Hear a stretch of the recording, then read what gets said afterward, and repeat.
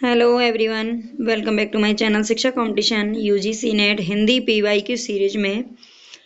ये जून 2023 में पेपर हुआ था यूजीसी नेट का, तो उसमें से हम कुछ क्वेश्चन करने वाले हैं। 10 क्वेश्चन यहाँ पर रहेंगे और 10 क्वेश्चन के साथ में हम व्याख्या भी पढ़ेंगे, जो कि बहुत ही इंपॉर्टेंट होती है। व्याख्या आप जरूर पढ़िए, ज़्यादा लंबी क्लास नहीं होगी, जितनी भी होगी आप पूरी क्लास प्लीज़ देखा करो ताकि आपको पूरा फायदा मिले। तो फर्स्ट क्वेश्चन है यहाँ पर, आषाढ़ का एक दिन में पतंजलि का उल्लेख कौन सा पात्र करता है? कौन सा पात्र है? ये सभी पात्र हैं, आषाढ़ का एक दिन के हैं सभी। तो इन पात्रों में से पतंजलि का उल्लेख किस पात्र ने किया है? तो हमें यहाँ पर बताना है अनुस्वार, अनुनासिक, अनुनासिक, रंगिनी या फिर संगिनी। तो इसका राइट ऑप्शन हो जाएगा संगिनी। ठीक है, संगिनी जो है वो किसका उल्लेख करती हैं? पतंजलि का उल्लेख करती हैं। इसकी व्याख्या देख लेते हैं। मोहन राकेश कृत जो आषाढ़ का एक दिन नाटक है, 1958 ईस्वी में प्रकाशित हुआ था। इस नाटक में पतंजलि का उल्लेख संगिनी करती है। संगिनी मल्लिका से आंचलिक शब्द के बारे में बताते हुए कहती है, जैसे पतंजलि ने लिखा है, ना कि यद्धा को कुछ लोग यरवा बोलते हैं और तद्वा को तरवा। यरवान स्त्रवान ऋषियो बभूवु। आषाढ़ का एक दिन नाटक के प्रमुख पात्र, अगर इसके पात्रों की हम बात करें, पात्र देख लेते हैं जो कि बहुत ही इंपॉर्टेंट होते हैं। देखो यहाँ पर आपको पता चल गया होगा संगिनी ने पतंजलि का जो उल्लेख है वो क्यों किया था, उन्होंने पूरा वाक्य क्या बोला था, ये याद रख लेना। और इस नाटक के अगर पात्रों की बात करें तो इसमें कालिदास है जो कि कवि है, अंबिका ग्राम की एक वृद्धा है, दंतुल राजपुरुष, मल्लिका है उसकी पुत्री, मातुल कौन है, ये भी कवि है, रंगिनी एक नागरी है, विलोम ग्राम पुरुष है, विलोम ग्राम पुरुष, और संगिनी भी नागरी है। रंगिनी संगिनी कौन है? ये नागरी हैं। निक्षेप ग्राम पुरुष, प्रियंगु मंजरी, प्रियंगु मंजरी राजकन्या है और कवि की पत्नी है। अनुस्वार और अनुनासिक ये दोनों कौन है? ये अधिकारी हैं। ठीक है, तो ये पात्र सारे आप नोट कर लेना कहीं पर, और नहीं भी आपने पहले कर रखे होंगे तो अच्छी बात है, आप इनको याद कर लीजिएगा, रिवीजन आपका हो जाएगा। तो इसी प्रकार हम सारे जो क्वेश्चन हैं उनकी व्याख्या पढ़ेंगे। 10 क्वेश्चन है, मैंने ज़्यादा नहीं रखे हैं। सूची फर्स्ट का सूची सेकंड से आपको मिलान करना है। देश का धन, देश का धन, गुलामगिरी, स्त्री पुरुष तुलना या गीता रहस्य। और दूसरी तरफ हमें क्या दे रखे हैं? तो ये इनके नाम दे रखे हैं। ये पुस्तक किसने लिखी है? तो देश का धन जो पुस्तक है ये किसने लिखी है? तो राधा मोहन गोकुल की ये पुस्तक है। देश का धन जो पुस्तक है ये किसकी है? राधा मोहन गोकुल की है। गुलामगिरी ये आपने जरूर कहीं ना कहीं पढ़ी होगी। एक मिनट, ये ज्योतिराव फुले भी लिख सकते हैं, ज्योतिबा फुले है ना, ये इनका पूरा मतलब नाम है। तो गुलामगिरी जो पुस्तक है वो ज्योतिराव फुले की है। स्त्री पुरुष तुलना, स्त्री पुरुष तुलना ये किसकी है? स्त्री पुरुष तुलना की अगर हम बात करें तो ये ताराबाई शिंदे ने लिखी है। ठीक है, ताराबाई शिंदे की है। गीता रहस्य बाल गंगाधर तिलक की रचना है। ठीक है, इन पुस्तकों का नाम याद रख लेना। देश का धन राधा मोहन गोकुल, गुलामगिरी ज्योतिराव फुले, स्त्री पुरुष तुलना ताराबाई शिंदे, गीता रहस्य बाल गंगाधर तिलक की पुस्तक है। तो यहाँ पर हम अगर इसका ऑप्शन की बात करें तो कौन सा सही होगा? देश का धन पहला यानी कि तीसरा सही होना चाहिए, और गुलामगिरी पे फोर्थ सही होना चाहिए, जो कि हमारा डी ऑप्शन करेक्ट जा रहा है। नेक्स्ट क्वेश्चन है यहाँ पर, अजी हजरत यही चोरी कराते हैं, शहर के जितने चोर डाकू हैं सब इनसे मिले रहते हैं। रात को ये लोग चोरों से कहते हैं चोरी करो, और आप दूसरे मोहल्ले में जाकर जागते रहो पुकारते रहते हैं। ये संवाद ईदगाह कहानी के किस पात्र का है? तो जो ईदगाह कहानी है मुंशी प्रेमचंद की है, जानते होंगे आप। ठीक है, ईदगाह कहानी में ये कथन किस पात्र का है? पुलिस के बारे में बात हो रही है। ठीक है, शहर के जितने चोर डाकू हैं, बच्चे आपस में बात कर रही हैं कि जितने भी चोर डाकू हैं चोरी तो कौन कराते हैं? पुलिस वाले ही कराते हैं। ठीक है, ये जानबूझकर उनको पकड़ते नहीं हैं। तो ये बात कौन बोलता है? महमूद, मोहसिन, नूरे या सम्मी। तो ये जो बातें हैं, ये जो कथन है, ये कहा है मोहसिन के द्वारा। ठीक है, मोहसिन भी एक बच्चा ही है, तो ये मोहसिन के द्वारा कहा गया है। इसके बारे में थोड़ा सा पढ़ लेते हैं। अजी हजरत यही चोरी कराते हैं, शहर के जितने चोर डाकू हैं, ये बात हो गई। जागते रहो ये संवाद मुंशी प्रेमचंद कृत ईदगाह कहानी में मोहसिन का है, आगे देखते हैं जो ईदगाह कहानी है, हामिद नाम के एक 4 साल के अनाथ की कहानी है। अनाथ बच्चा है, उसकी कहानी है जो प्रेमचंद द्वारा रचित है। इसका प्रकाशन कब हुआ था? 1933 ईस्वी में चांद पत्रिका में इसका प्रकाशन होता है। ठीक है, ये ध्यान रख लेना है, चांद पत्रिका में प्रकाशन हुआ था ईदगाह कहानी का 1933 में। ईदगाह कहानी के प्रमुख पात्रों की अगर बात करें तो इसमें मोहसिन, नूरे, सम्मी आदि हैं। हामिद, अमीना, महमूद प्रेमचंद की प्रमुख कहानियाँ, ये सब इसमें पात्र हैं। ठीक है, प्रेमचंद की अगर प्रमुख कहानियों की बात करें तो कहानियाँ भी देख लेते हैं कौन सी कहानियाँ हैं इनकी। नमक का दरोगा 1913 ईस्वी, ईश्वरीय न्याय 1917 ईस्वी, बूढ़ी काकी 1920, सवा शेर गेहूं 1924, शतरंज के खिलाड़ी 1924 ईस्वी, दो सखियां 1928, अलगोजा 1929 ईस्वी, पूस की रात 1930 ईस्वी, सदगति 1930, दो बैलों की कथा 1931, ठाकुर का कुआं 1932, बड़े भाई साहब 1934 और कफन 1936। ठीक है, तो ये इनकी कहानियां हैं, इनको भी आप स्क्रीनशॉट वगैरह ले लेना ताकि आपको याद हो जाए बार बार याद करने से। नेक्स्ट क्वेश्चन है यहाँ पर, रामचरितमानस के उत्तरकांड में उन्होंने ज्ञान की अपेक्षा भक्ति को कहीं अधिक सुसाध्य और आशु फलदायिनी कहा है। ये कथन किस इतिहासकार का है? रामचरितमानस का जो उत्तरकांड है, उत्तरकांड में ज्ञान की अपेक्षा भक्ति को कहीं अधिक सुसाध्य और आशु फलदायिनी कहा है। ये कथन किसने कहा है? रामचंद्र शुक्ल, विश्वनाथ प्रसाद मिश्र, हजारी प्रसाद द्विवेदी या फिर राम कुमार वर्मा। तो देखो, तुलसीदास के बारे में अलग अलग लोगों ने बहुत सारे कथन कहे हैं जो कि बहुत ही इंपॉर्टेंट हैं, उनको हम यहाँ पर देखेंगे। और ये जो कथन है ये किसने कहा है? तो रामचंद्र शुक्ल जी ने कहा है। इनको देख लेते हैं। रामचरितमानस के उत्तरकांड में ये कथन तो हो गया रामचंद्र शुक्ल जी का है। दूसरे विद्वानों ने जो कथन कहे हैं उनको देख लेते हैं। भारतवर्ष का लोकनायक वही हो सकता है जो समन्वय करने का अपार धैर्य लेकर आया हो। तो भारतवर्ष का जो लोकनायक है वही हो सकता है जो समन्वय करने का अपार धैर्य लेकर आए हो। ये हजारी प्रसाद द्विवेदी का कथन है तुलसीदास जी के बारे में। बुद्ध देव के बाद सबसे बड़ा लोकनायक तुलसीदास जी हैं। ठीक है, तुलसी है, ये किसने कहा है? तो यहाँ पर ये नहीं है, ये कहा है जॉर्ज ग्रियर्सन ने। कली काल का वाल्मीकि तुलसीदास को किसने कहा है? तो ये नाभादास के द्वारा कहा गया है। जातीय कवि तुलसीदास को जातीय कवि किसके द्वारा कहा गया है? जातीय कवि, तो ये रामविलास शर्मा जी ने कहा है। आचार्य हजारी प्रसाद द्विवेदी ने लिखा भी है कि तुलसी का संपूर्ण काव्य समन्वय की विराट चेष्टा है।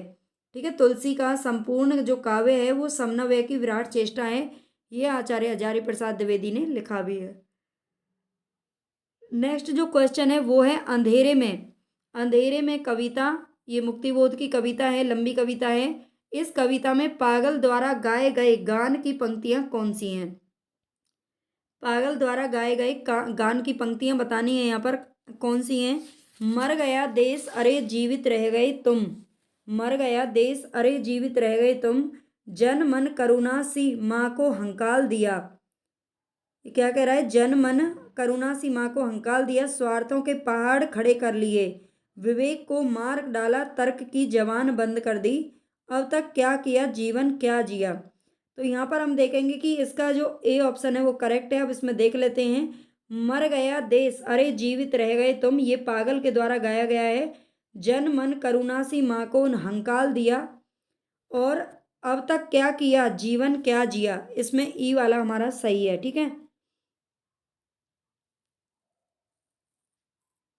इसके बारे में आगे व्याख्या में और थोड़ा पढ़ लेते हैं।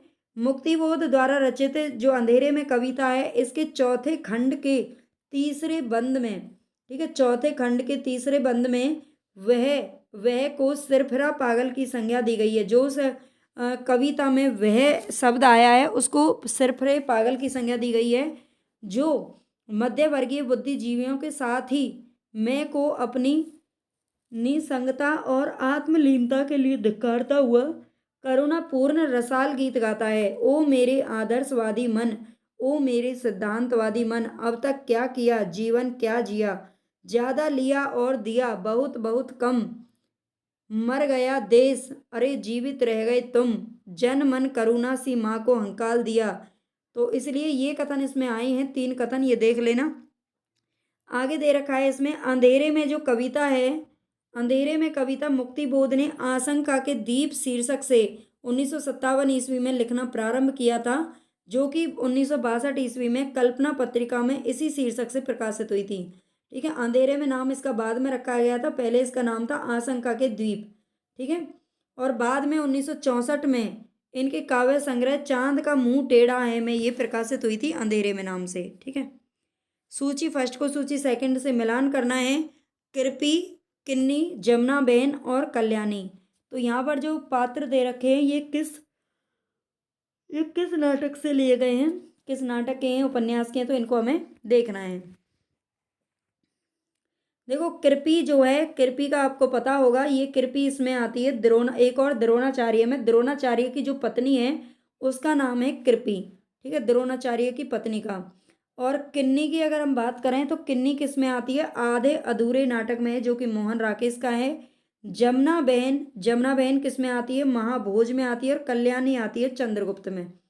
ठीक है, तो इनको याद रख लेना। कृपी एक और द्रोणाचार्य में, द्रोणाचार्य की पत्नी का नाम है। किन्नी आधे अधूरे में, और जमुना बहन महाभोज के अंदर आती है। कल्याणी चंद्रगुप्त में आती है। तो ए पे फोर्थ हमारा सही है, फोर्थ सही है, तो हमारा ए ऑप्शन यहाँ पर करेक्ट हो जाएगा। नेक्स्ट क्वेश्चन है यहाँ पर, रामचंद्र शुक्ल के अनुसार रीति ग्रंथकार कवि कौन है। ये रीति काल के उससे लिया गया है, रीति काल से। तो ये क्वेश्चन बहुत ही इंपॉर्टेंट है, इसकी जो पूरी व्याख्या है वो हम यहाँ पर देखेंगे और बहुत अच्छे से समझेंगे। रामचंद्र शुक्ल के अनुसार रीति ग्रंथकार कवि कौन है। कुलपति मिश्र, बेनी बंदीजन, बख्शी हंसराज, गुमान मिश्र और ग्वाल कवि। तो इनमें से रीति ग्रंथकार कवि की अगर बात करें तो ये कौन से हैं, कुलपति मिश्र, बेनी बंदीजन और ग्वाल कवि। ठीक है, ये तीनों जो हैं ये कौन है, रीति ग्रंथकार कवि हैं। ठीक है, ये रीति ग्रंथकार कवि हैं, ए बी और ई, यानी कि हमारा बी ऑप्शन यहाँ पर सही हो जाएगा। ने इसकी व्याख्या देखते हैं। आचार्य रामचंद्र शुक्ल के अनुसार कुलपति मिश्र, बेनी बंदीजन, ग्वाल कवि रीति ग्रंथकार कवि हैं, जबकि बख्शी हंसराज और गुमान मिश्र रीति काल के अन्य कवियों में आते हैं। एक बार इनकी रचनाएं और देख लेते हैं। कुलपति मिश्र की अगर रचनाएं की बात करें तो इनकी रचना कौन कौन सी हैं, रस रहस्य, द्रोण पर्व, युक्ति तरंगिणी, नक्षिक और संग्राम सार। ठीक है, रस रहस्य, द्रोण पर्व, युक्ति तरंगिणी, नक्षिक और संग्राम सार, ये इनकी रचनाएं हैं। बेनी बंदीजन की बात करें तो बेनी बंदीजन की जो रचनाएं हैं वो है टिकैत राय प्रकाश, रस विलास और भड़ौवा संग्रह। ठीक है, इसको भी याद रख लेना। टिकैत राय प्रकाश ये किसकी है, तो बेनी बंदीजन की है। रस विलास भी बंदीजन की है। और भड़ौवा संग्रह, ग्वाल कवि की रचनाओं की हम बात करें तो यमुना लहरी किसकी है, ग्वाल कवि। रसिकानंद, रस रंग, कृष्ण जू को नक्सिक, दूषण दर्पण, हमीरहट एक ग्वाल कवि ने भी लिखा है। गोपी पच्चीसी, राधा माधव मिलन, राधा अष्टक, कवि हृदय विनोद और भक्त भावन। ठीक है, ये ग्वाल कवि की रचना है। इन रचनाओं का आप स्क्रीनशॉट वगैरह ले लेना, क्योंकि ये बहुत ही इंपॉर्टेंट हैं, जो कि आपको पता होनी चाहिए। नेक्स्ट है यहाँ पर अन्य कवियों की रचनाएं दे रखी हैं। बख्शी हंसराज की रचनाएं हैं स्नेह सागर, विरह विलास और बारहमासा। ठीक है, बख्शी हंसराज की कवि रचनाएं कौन सी हैं, स्नेह सागर, बख्शी हंसराज, विरह विलास, बख्शी हंसराज और बारहमासा। गुमान मिश्र की रचनाओं की बात करें तो नैषध काव्य, कृष्ण चंद्रिका और छंदाटवी। नेक्स्ट क्वेश्चन है यहाँ पर, इनका जीवन बर्फ की पवित्रता से पूर्ण और वन की सुगंधता से सुगंधित है। इनका जीवन बर्फ की पवित्रता से पूर्ण और वन की सुगंधता से सुगंधित है। ये कथन किसके बारे में कहा गया है, जिल्दसाज, बाग का माली, हल चलाने वाला, भेड़ चराने वाला। तो मजदूरी और प्रेम जो रचना है, जो निबंध है उसमें से ये कथन लिया गया है। तो ये किसके बारे में कथन कह रहा है, तो ये भेड़ चराने वाले के बारे में कहा गया है। ठीक है, भेड़ चराने वाले का जो जीवन है उसे बर्फ की पवित्रता से पूर्ण और वन की सुगंध से सुगंधित बताया गया है। भेड़ चराने वाले के बारे में है इसमें, जबकि जल्दसाज, बाग का माली और हल चलाने वाला इस निबंध के अन्य पात्र हैं। चलते हैं आगे नेक्स्ट क्वेश्चन की तरफ। निम्न एक सेकंड, इसमें तो शायद कुछ गड़बड़ है, ऑप्शन नहीं डाले, चलो कोई बात नहीं। इन नाटकों को उनके प्रथम प्रकाशन वर्ष के अनुसार पहले से बाद के क्रम में लगाना है। तो राज्यश्री, चरणदास चोर, भारत सौभाग्य, बटोही और पहला राजा, हम इसको वैसे ही देख लेते हैं। राज्यश्री की अगर बात करें सबसे पहले, तो राज्यश्री ये जयशंकर प्रसाद का नाटक है, ठीक है, प्रसाद का नाटक है। और ये कब प्रकाशित हुआ था? तो ये 1915 में प्रकाशित हुआ था, ठीक है, 1915 ईस्वी। चरणदास चोर, चरणदास चोर किसका है? तो ये हबीब तनवीर का नाटक है, ठीक है, हबीब तनवीर, और ये 1975 में आया था। भारत सौभाग्य, भारत सौभाग्य किसका है? तो ये पढ़ा होगा आपने, अंबिका दत्त व्यास का है, अंबिका दत्त व्यास, ठीक है। और ये कब आया था? 1887 ईस्वी में, जो कि भारतेंदु युग के कवि थे। बटोही की अगर बात करें तो बटोही किसका है? ऋषिकेश सुलभ का है, ऋषिकेश सुलभ का ये नाटक है। और ये आया था 2007 में, ये नए हैं। और पहला राजा, पहला राजा किसका है? तो ये जगदीश चंद्र माथुर का है, ठीक है, जगदीश चंद्र माथुर, जगदीश चंद्र माथुर का ये नाटक है, जो कि 1969 में आया था, ठीक है। अब आप इनको क्रम से लगा सकते हैं, आपको सीधा सीधा याद रखना है। राज्यश्री नाटक प्रसाद का है, जयशंकर प्रसाद का, 1915 में आया था। चरणदास चोर हबीब तनवीर का नाटक है, 1975 में प्रकाशित हुआ था। भारत सौभाग्य अंबिका दत्त व्यास जी का है, 1887 ईस्वी। बटोही ऋषिकेश सुलभ का है, 2007 में आया है। और जगदीश चंद्र माथुर का नाटक है पहला राजा, जो कि 1969 में प्रकाशित हुआ था। नेक्स्ट क्वेश्चन है यहाँ पर, दिल्ली दरबार दर्पण निबंध के अनुसार किलात के खान को सब मिलाकर कितनी कीमत की वस्तुएं तोहफे में मिली थी? किलात के खान को सब मिलाकर कितनी कीमत की वस्तुएं तोहफे में मिली थी?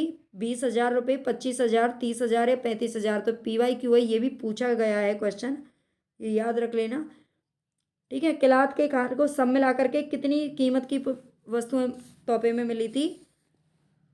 तो भाई ये मिली थी 25,000 रुपये की, ठीक है, 25,000 रुपये की कीमत थी, जो किलात के खान को सब तोहफे मिले थे, उनकी कीमत थी 25,000 रुपये, ठीक है। तो इसको याद रख लेना है।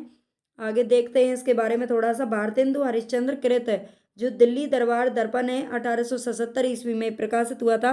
इस निबंध के अनुसार किलात के खान को एक हाथी मिला था, जिस पर 4,000 की लागत का हौदा था। 4,000 रुपये की, तो यही हो गया। जड़ाऊ गहने पहन रखे थे उस हाथी ने, घड़ी, मतलब अच्छा, जड़ाऊ गहने मिले थे और घड़ी मिली थी, कार चोवी कपड़े मिले थे, कम खाव के थान मिले थे। इन सबको मिलाकर के 25,000 रुपये की कीमत की वस्तुएं तोहफे में उसको मिली थी।